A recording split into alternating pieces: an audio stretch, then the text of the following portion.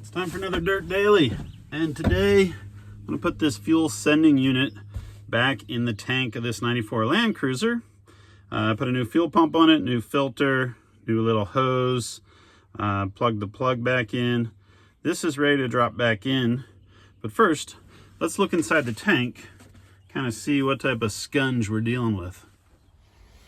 This is the opening in the floor of the back seat of the Land Cruiser. You can see the driving steering wheel's right there. I ripped up all the carpet to get to this panel that unbolted, and then there is the hole in the tank where the fuel sending unit goes. How's it look down in here? It's really not too bad. There's like this kind of yellow scungy garbage down in there, but all the fuel, I pumped all the old fuel out, and I think at this point the best option is to just put the fuel sending unit back in. We'll fill it up with fresh clean gas, and we're just going to run a couple tanks through this thing. I think that is going to be our best option. You could drop the tank, take it somewhere, get it steam cleaned. There's probably some sort of tank cleaning fluids you could buy. I think at the end of the day, fresh gas and changing out the fuel filter will be our best option. So I've cleaned out everything I could reach with like a rag, reach down in there. Now it's time to put the sending unit back in. Let's see if we make this truck run. So you have the fuel sending unit. It has the float and the filter and the new pump. And there's also the return hose right here. There is a hose with a banjo fitting, which you can just see. And then there's the plug that plugs it all in. So you kind of need to set these other lines out of the way and then slowly kind of get everything down inside the opening in the top of the tank. There's a gasket on the bottom of this sending unit, and that is what seals it all back up. And just gotta work it all in there nice and easy. Try not to dump any dirt down in there. I've already gone and kind of vacuumed all that out. There's these little tiny machine screws. There's, I don't know, 2, 4, 6, 8 of them. That is what holds the sending unit into place onto the top of the tank. And then there's also 3 just regular screws that those guys hold the panel back on.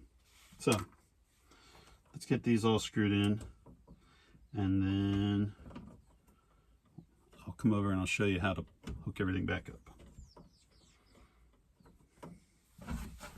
I have the sending unit bolted in place. The next step is the fuel line. So basically the way it works is the fuel pump sends fuel out this fitting, and then it has to get into this line that goes up to the engine. And the way that works is this will sit on top of that with a special bolt that runs down through there. This is the bolt. This is called a, let me see if I can get it to focus. Come on, focus. There we go. So this is a banjo fitting bolt. It has a hole in the bottom and it has a hole in the side, and there's 2 washers. One washer goes right under the head of the bolt on top of that fitting. The other washer goes below that fitting, between that fitting and the tank. And as that tightens up, those washers, they're probably made out of brass or a super soft material like aluminum, and they will kind of squish a tiny little bit and help seal that up. So that's my next step. Put one of these below there, use the other one on top, and then we get the bottom one lined up, and then we'll bolt it all in place. That is the bolt. It has one washer above the banjo fitting, another washer below it, and then the tank. Come in here with a 17 millimeter socket. Tighten it up just right. What's cool is, see this little tang right here? That thing is built into the sending unit, and that actually helps keep the whole thing from spinning as you tighten this up.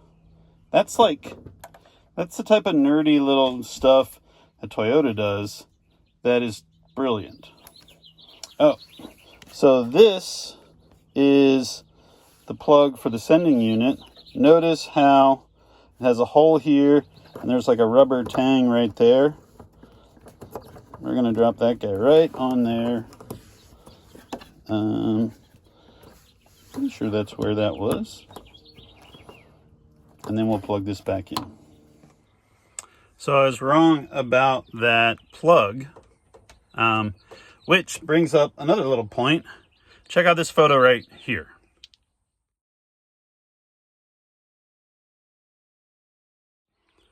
So that photo is a photo I took of the sending unit before I disconnected everything and removed it.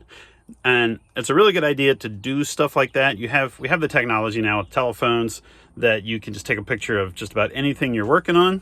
And if you know you're going to be taking something apart and maybe not getting it back together right away, then take a couple pictures of it.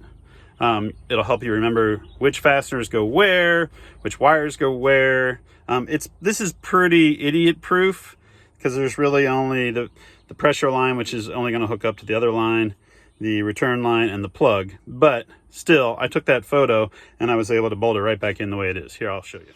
So this little screw that holds the plate down holds the plug in place. The pressure line is right here with the banjo bolts. That's tightened down. Here's the return line, which just uses that little clip. All the other wires look good.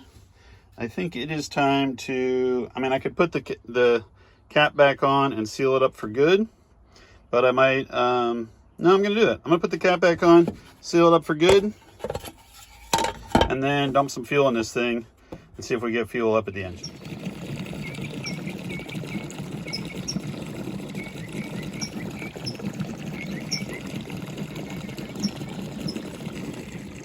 Okay, now it's time to test the fuel pump. We did this before. We hooked a power probe up to the battery, a positive, negative. Then we came over here.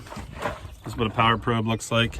It's basically a gadget that you can push a button and it either sends 12 volts or ground up to that point. So like, I want to send 12 volts to this module or this plug over here, and that will power up the battery with the power probe. I can do that. Stick that right in there.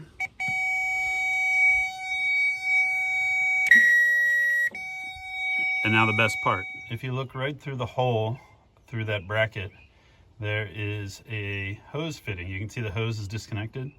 That's the return line. If the fuel pump works, there will be fuel coming out of there.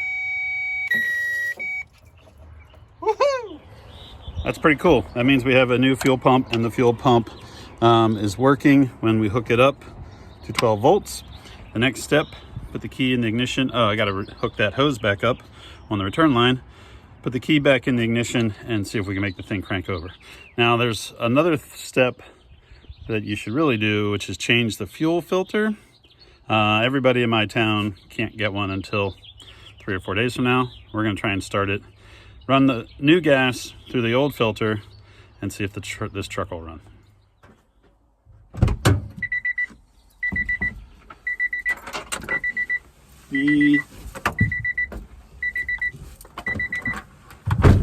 It's time to test drive this thing. I don't have a seat in here because I ripped the carpet out to get to the fuel pump, and I'm probably going to put the carpet back in or put like a different type of floor in. But turn the key, check engine light comes on, that's a good sign.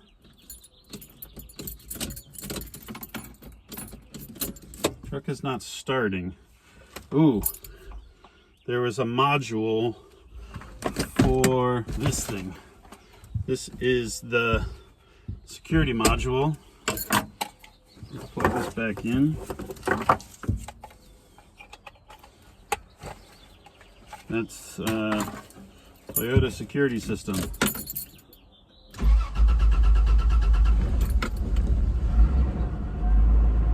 Woohoo! Land Cruiser runs. That's pretty cool.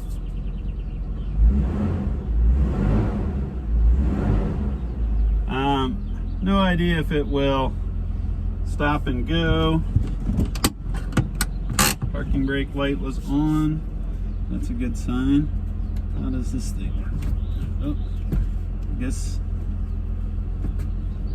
the tilt wheel's not going to tilt down far enough because I don't have the seats in.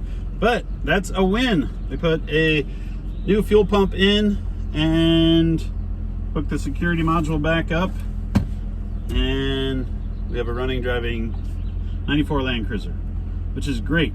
That means now I can test drive this thing, see what else it needs, get it smogged, get it licensed, and have another fun truck to go batter around it. That's it for this Dirt Daily. We'll see you guys next time.